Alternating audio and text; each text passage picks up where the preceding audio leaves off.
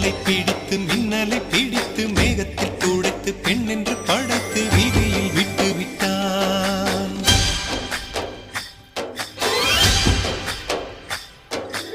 இப்படி இன்னொரு பெண்மையை படைக்க தன்னிடம் கற்பனை தீர்ந்ததை எண்ணித்தான் பிரம்மனும் மூர்ச்சையுற்றான்.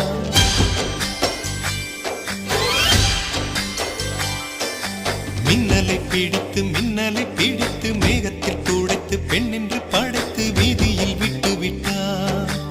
இப்படி இன்னொரு பெண்மையை படைக்க தன்னிடம் கற்பனை தீர்ந்ததை எண்ணித்தான் பிரம்மனும் மூர்ச்சையுற்றார். அவளின் நாசிக்குள் நுழைந்த காற்று உயிரை தடவி திரும்பும் போது மோட்சம் அடைந்து ராகங்கள் ஆகின்றதே.